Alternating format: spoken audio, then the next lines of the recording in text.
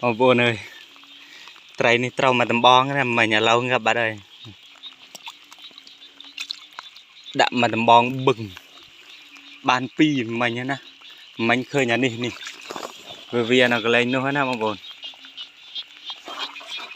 Tao nhầm khai rốt bắt đến đã bừng mố. Chọc rồi. Này ban mùi. Để này không phân này ông bố này. Này. Ban chít ra. Về lợn bị xa nè ông bố này. Này mì bột phân này. Ở đây ban trái.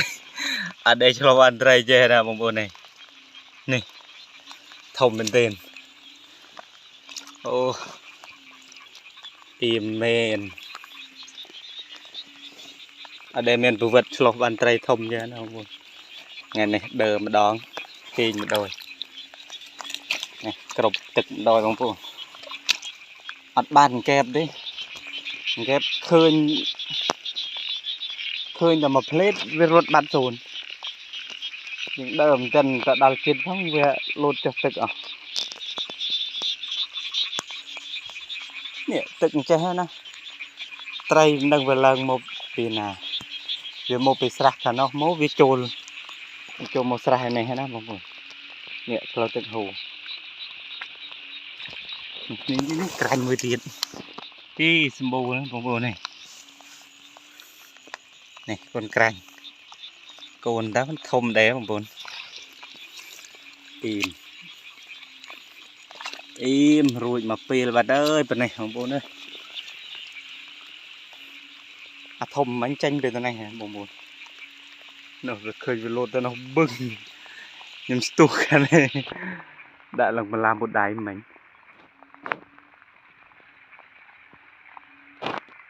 Nè, thực về hồ trô sạc thả nó này. Mưa gọt sao chứ bà thế giúp cho mọi người. Mưa nhầm đờ rô mưa tiền. Im xây mình đó.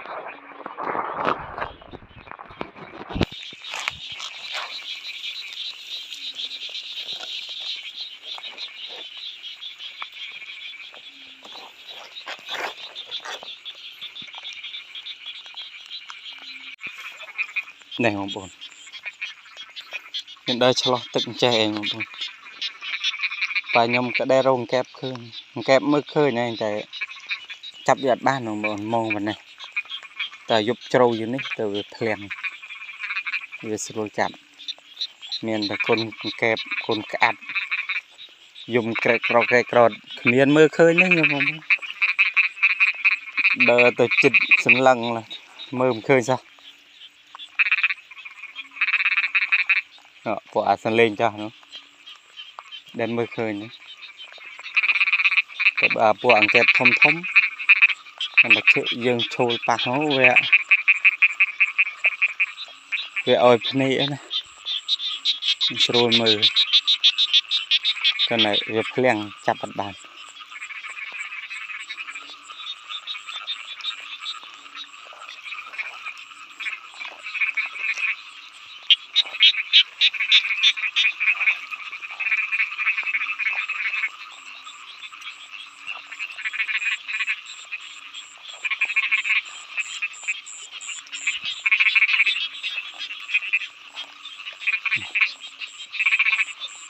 Rồi đi từ sân lên. Nếu đừng kẹp không. Mình bắt trai pi hết. Lúc cho tức bật bằng vốn. Sẽ đài mình tên. Chập bàn trai cài nhớ lại tên trai tựa. Rồi trong phim rồi. Nè, mình bây giờ là mô bị phliêng khăn. Trai về lần làm bà lọt cho trẻ bằng vốn. Trai về lần chanh bị sạc.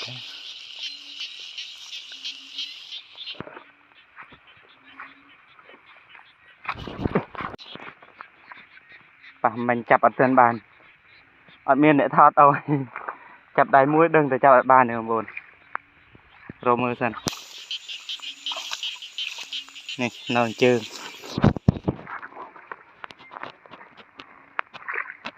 Trên bàn này buồn. Lụ rộ bàn chập sân. Trai về lần tranh bị xá nào buồn này nè im đài mình ruồi ọc ví về lột cho xa vĩnh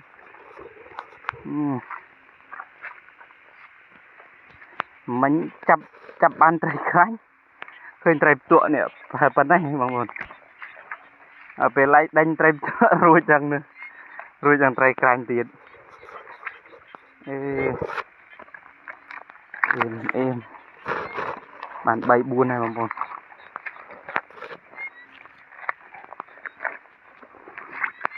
ai miên tiệt này làm lại này mình nhầm riêu rong mới thằng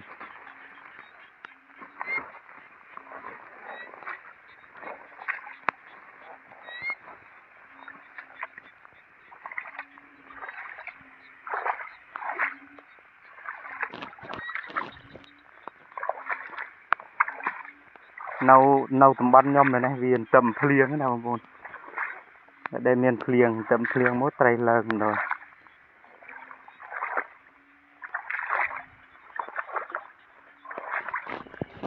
bài đây chlo ở đây chlo hơi nhom chậm lự thì mùi đấy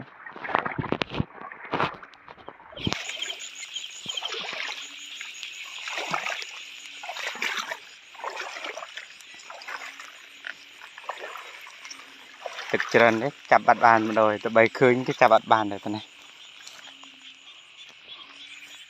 này không buồn viên nâu pin viên chơi hết nè anh ấy nhom thọt vợ về ăn miên tực nương ai về rốt kịch chanh nhá nè nhưng mà để đừng thật đây cho lọc viên sầm bô chơi sao không buồn nữa nè một phần này ở miên để thọt ôi thì bằng buồn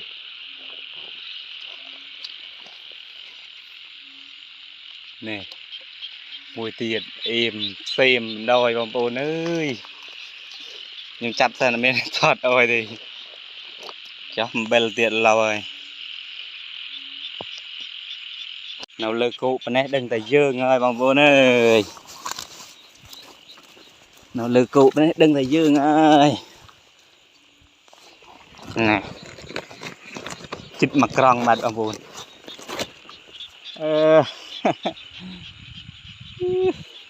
bài chết cho bài này ăn sạch được rảy ở miền bàn kẹp bàn ấy sao trai về mô vềទឹកchơi này là bằng bồn về phung phliếng cái chập đầm lời vềទឹកphliếng rúi trai về đánh đòn vềទឹកvề hồ dọ đó về đánh đòn nó lực cụ rồi êm bằng bồn của đỡ bị trượt bằng bồn ơi đừng của hơi mình đỡ bị trượt lại ta ớt lử nó khơi nhạt ồ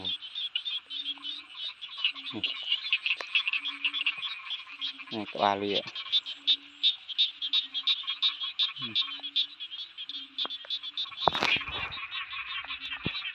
khơi nhạt ồ vốn rồi các bà lìa sò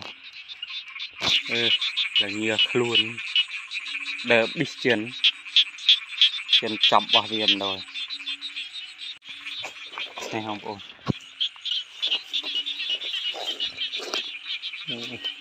cứ ăn non đỡ bệ ăn bệ chương phải không nè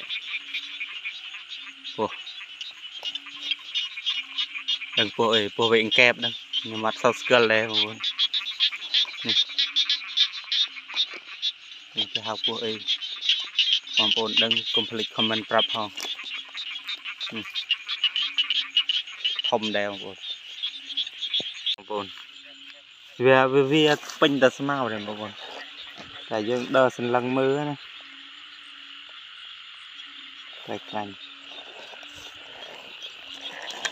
em mùi điên cái sạch rồi này cái đám mùi này បងប្អូនខ្ញុំថតឲ្យស្ដាប់សំឡេងហ្នឹងស្ដាប់សំឡេងកែបយំពេលភ្លៀងនៅតំបន់នេះសម្បូរណាស់ពីមុនណាបងប្អូនតែឥឡូវគេកាប់ឆ្ការអស់ទៅវាអត់សូវសម្បូរដូចពីមុនធ្លាក់ភ្លៀងតែប៉ុណ្ណេះបងប្អូនអើយចាប់ដូចតង់ក្រុងកែបហ៊ីងថ្ងៃមានហ៊ីងនៅតែវានៅលឺមួយណាបងប្អូនតែខ្ញុំទៅរកចាប់មិនឃើញពេលយើងទៅវាអត់សូវសម្បូរនោះពេលយើងទៅវាស្ងាត់ហើយវាប្រលិចខ្លួនបាត់បើកាលមុនដល់ពេលវាសម្បូរច្រើនភ្លៀងតែមួយមេមកខាប់ក្នុងទឹកវាយំហើយវាប្រលិចអត់យូរទេប្រលិចវាផុសមកវិញយើងចាប់តែឥឡូវវាអត់ទៅសម្បូរទេចាប់ងាយបានទេហ៊ីងបងប្អូនកែបអាចដើរប៉ះខ្លះមួយតែវាធ្លៀងដែរបងប្អូនងាយចាប់បានដែរ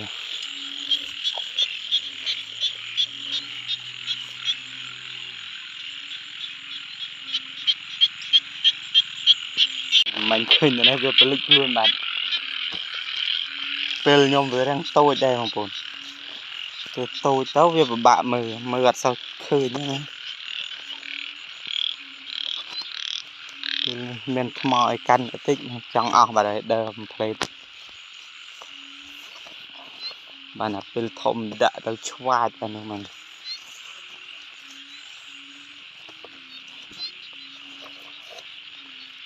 គេអ្នកឆ្លោះពេញតាវាលបងប្អូនធ្លាក់ភ្លៀងតាំងគេតាំងយើងដើររោបានសំគ្រាន់បានហូបអីណា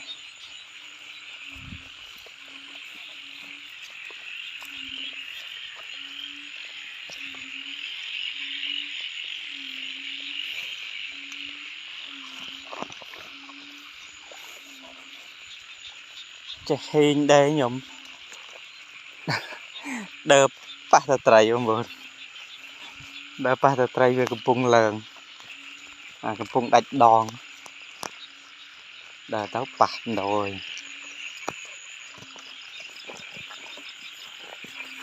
ណាបងប្អូនអានេះគេហៅហ៊ីងក្រូតបងប្អូនអាយំប្រត់អានេះគេហៅហ៊ីងក្រូតបងប្អូនតែលឺលេងហងអានេះគេហៅហ៊ីងជឿមិនចាប់បានហ៊ីងជឿមួយតែបានថតដែរបងប្អូនអានេះហ៊ីងក្រូតខ្ញុំចាប់បានហ៊ីងជឿខ្ញុំប្រាប់បងប្អូនវាយ៉ាងម៉េចណាបងប្អូនបានមួយហើយត្រៀមបានមួយបងប្អូនអើយដែលជាកណ្ដាលយកហើយបងប្អូនអានេះគេហៅហ៊ីងជឿចាប់បានមួយទៀត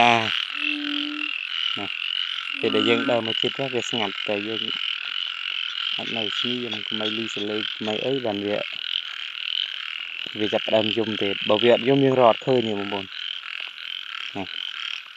នេះគេហៅហ៊ីងជឿហៅគ្នាបងប្អូនចាប់ទៅជឿអត់ពេញដៃបតាហ្នឹង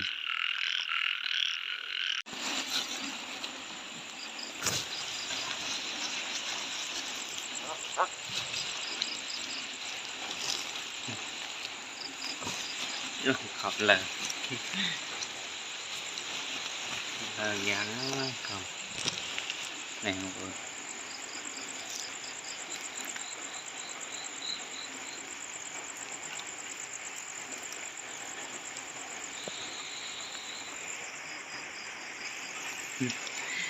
bàn hình buồn hình chưa bày hình trộn muối để pram đây nữa của mùi thì cho cái đỡ bàn kẹp anh ăn miếng bán kẹp là mùi mùiเป็นลอดมอบัดนี่มันจะไตรโอ้มันไตรแกรแล้วมือเนี่ยมวยปันนันnày